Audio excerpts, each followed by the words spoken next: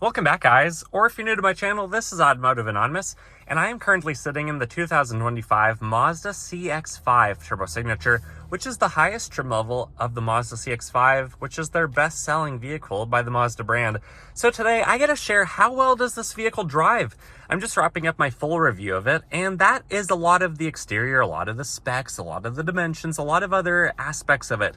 But if you're actually going to buy one of these vehicles, this is your point of view. This is where you're going to spend the most time, and I'm sure a lot of you guys want to know some brutally honest thoughts and opinions on how well does this drive compared to other Mazdas, compared to all the other compact crossovers that this compares to. But first of all, this is about a $43,000 vehicle. You would expect a nice interior and a lot of nice features for that price point, and you really do. There's a lot of nicer, softer materials. There's a lot of sound deadening in here. I can hardly hear the busy interstate just across this little bit of dead grass right now since it's wintertime. You do have a heated steering wheel. You have heated seats. You have ventilated seats. You have a 360-degree camera, which actually takes up the full screen. Trajectory lines move, even on the front and the rear wheels. And you have really good clarity. There's even a basic heads-up display, if you guys can see that right there. So already, there's a lot of good stuff going on that this vehicle has to offer. In addition, the seat is comfortable. My backpack even agrees. We currently are enjoying the heated feature. Visibility is also maybe not the best, but it's okay. The hood really slopes down forward, so you have good visibility. The side mirrors are ginormous. Tons of surface area. You can really see a lot out of there. And then the rear view mirror shows you a lot too, because this vehicle is only about 15 feet long.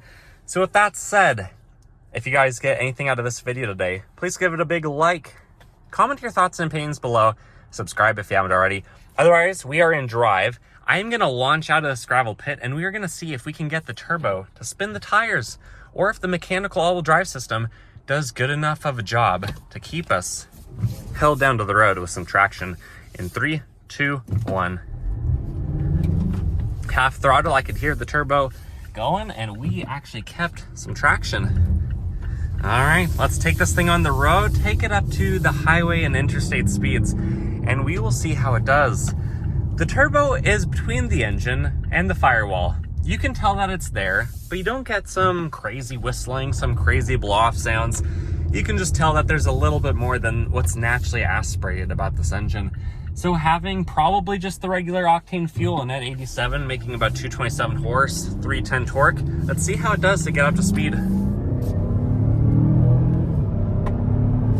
Pretty decent. I love that you can see where the speed limit is with that red line. And if we get into some of the adaptive cruise settings, I already have cruise set. And let's see if the lane keep features. Yep, there they are. Steering response and lane tracing assist. And already with the time that I've spent with this vehicle, it seems to have much better adaptive safety features than the CX-30 that I was driving not too long ago. It doesn't keep me perfectly straight down the lane, but it's probably pretty adequate for the compact crossover class of vehicle.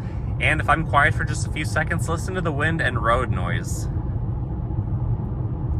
It's really not too bad. It was trying to auto brake, even though that old Trailblazer was still quite a ways ahead. So I do feel pretty confident in these safety features. I'm going to show you this though. It's going to get kind of loud, kind of obnoxious for just a moment. I'm going to roll down the driver's side window, and you can hear the unequal air pressures and the baffling. And then I'll do both, which just makes it really loud in here, but it at least equalizes the pressure, which I would say is probably pretty average for this class of vehicle, but take a listen. Actually, that's not as bad as the last time I checked, so maybe that's because of the wind direction now that I'm going a different route.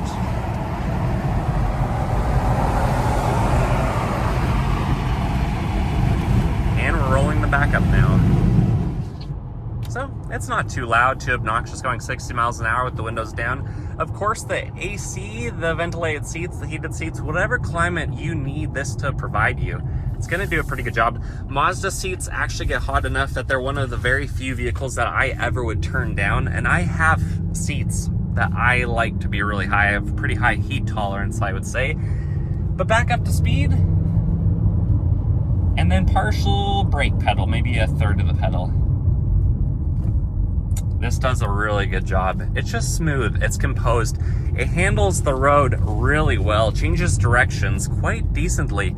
A lot better than a Honda CR-V, a lot better than a Toyota RAV4. It's not quite as sporty as the lighter weight CX-30. The one I hopped out of probably weighed about 400 pounds less than this, and you can tell every 100 pounds on the road, the lighter weight you are, the better things drive.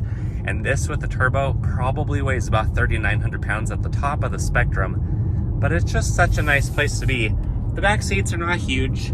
It's not class leading in every aspect, but it is extremely safe. It's comfortable to drive. It's confidence inspiring. It just feels good. The visibility up front is nice because the screen, which I don't think is gonna go out of date, and it's not big, bold in your face trying to show off. It does the job well. It has good features for the year 2025.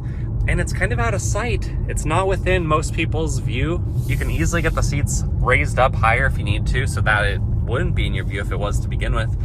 But it's just a nice driving vehicle. Mazda's really hit above their class. They handle corners like this, even with some acceleration, like nothing.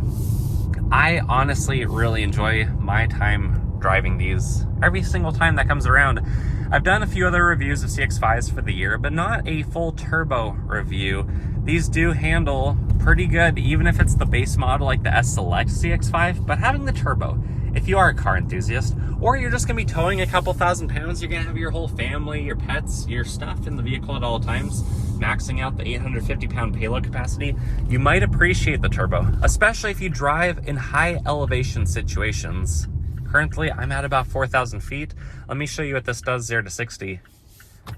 0 to 60 in the turbo CX-5. Keep in mind, density altitude's 2,500 feet. So this turbo engine is down on power, probably about 4%. It is in sport mode. I'm gonna do a little bit of a brake rev and we'll see what it can do.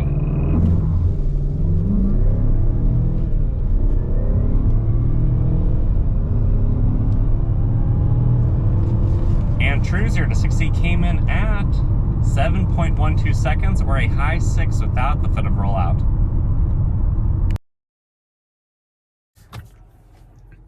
All right, so just over 7 seconds true time. That's honestly not too bad. We're gonna do a quick U-turn once the mailman passes us, and we're gonna see how agile this is. It should only take about 18 feet to do a half circle or 36 feet to do a full circle. We are just gonna do this slowly. No rubbing at full lock of the steering wheel. And seriously, look at that. Look at how sharp this little thing can do a turn within its lane, plus the side, the shoulder of the road. That is pretty impressive. Anyways, guys, I would love to know your thoughts. I would love to know your opinions. Do you think this is worth 43 grand before the Giddy Motor Mazda Group in Southern Idaho ships it to you at a good discount? Or you come take a road trip to buy it?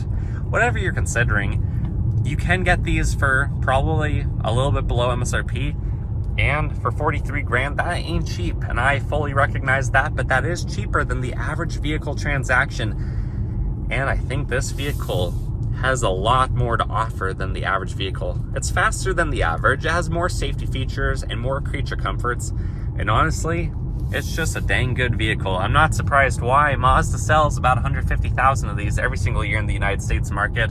Why there's over 3.5 million of these globally sold since its inception over a decade ago. There's a lot of reasons to like this, but your thoughts, your opinions matter the most. So comment those below. Like this video, subscribe if you want to watch more. Otherwise, I wish you guys the absolute best. Thank you so much for watching to the end. See you later.